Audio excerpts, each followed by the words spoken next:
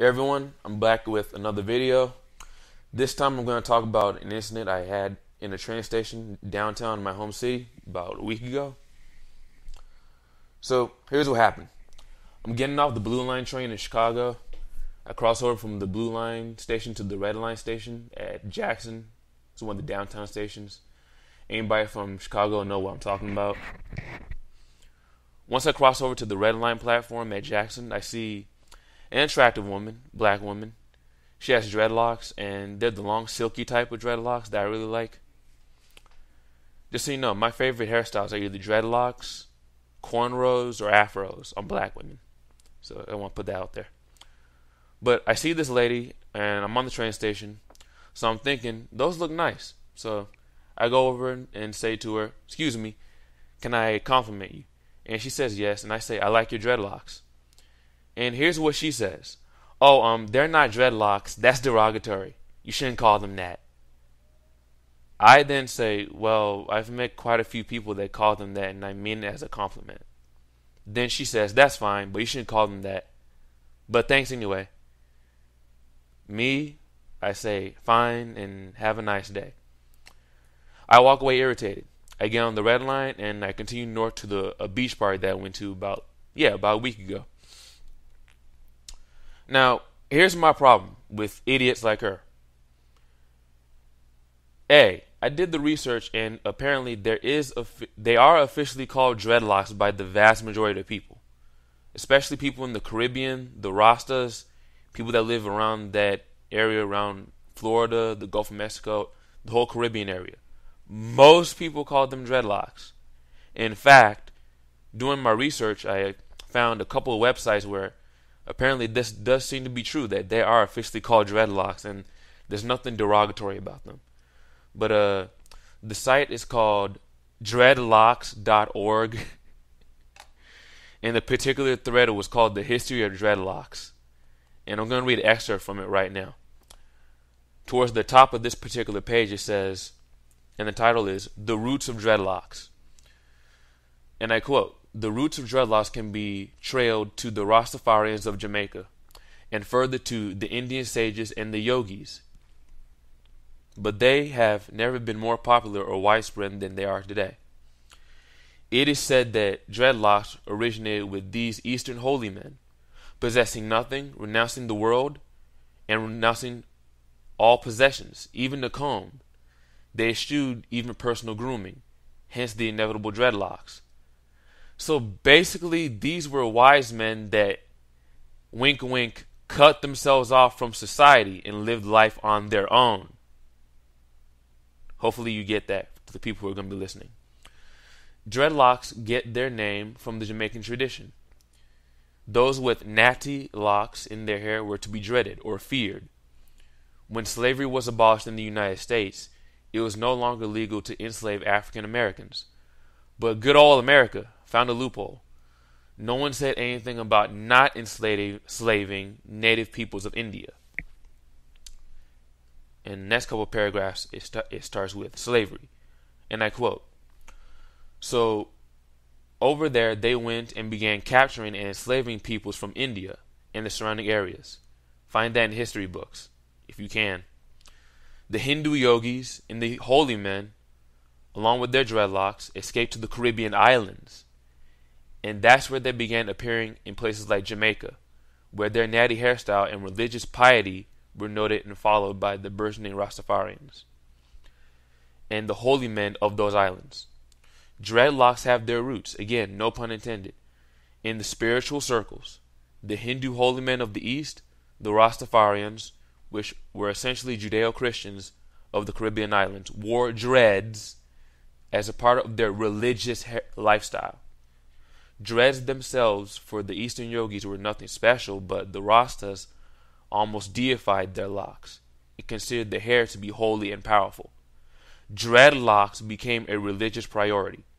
Fast forward a couple of decades, and things have changed, but dreadlocks remain prevalent." Unquote. And I'll put a link to that website in the description. Now, I gotta talk about this later with women and their incredibly narcissistic, arrogant attitude, but when someone compliments you, it's usually better to just accept the compliment as it is instead of trying to micromanage how people talk to you. You just come across as obnoxious and bitchy. It's like they're saying the good thing about how you did your hair. Like, just take that instead of making it this big issue. But whatever. 3. If there are more people getting so easily offended and micromanaging what other people say to them, then people like me will find it harder and harder to talk to people in society. And I prefer to be able to talk to people in society. Number 4. I don't know if anybody else has noticed this, but I am noticing something very irritating about the whole dreadlocks thing. Here's what I notice. The only people I meet that seem to be making a big deal about, are they locks or dreadlocks? You shouldn't call them dreadlocks. That's derogatory. You shouldn't say it that way. The only ones that make that big, really stupid argument or big, really backwards, immature, hyper-emotional statement tend to be the black women that have dreadlocks, that live in big cities, attend university, and have this pseudo-feminist, anti-male bias in their worldview. Everybody else that wears dreadlocks doesn't care what you call them, from my experiences. So here's the problem. These type of people, especially women, seem to be getting more and more prevalent in society.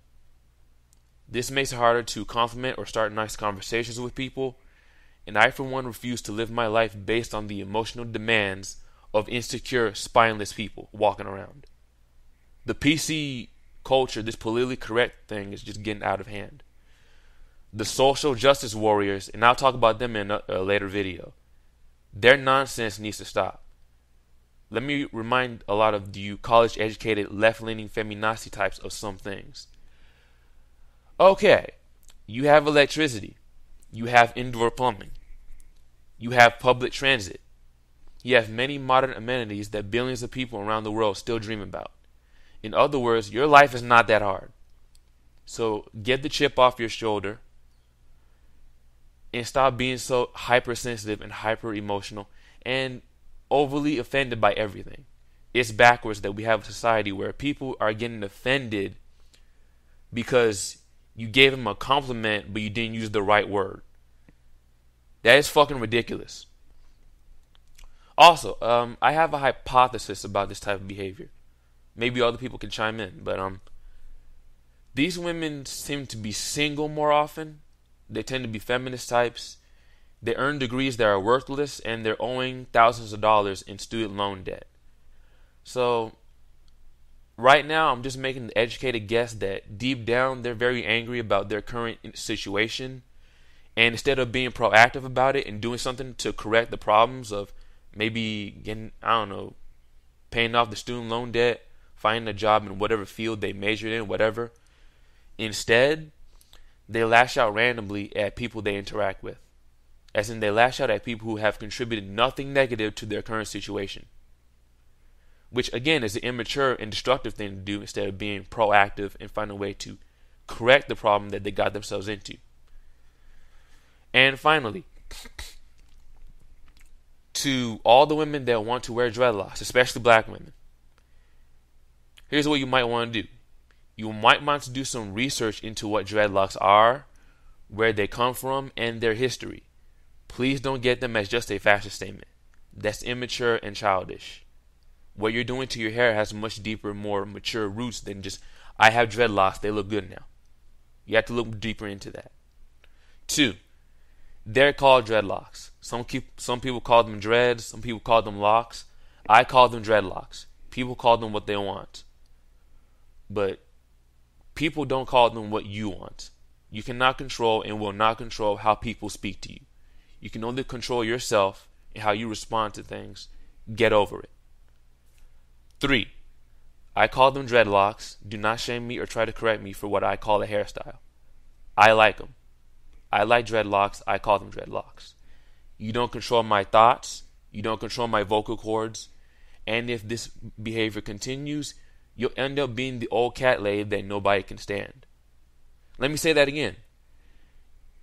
You don't control my thoughts. You don't control my vocal cords. And if you continue to have this behavior, you will end up being the old cat lady that nobody can stand. Stop micromanaging human language and learn to, enjoy life. That's all for now.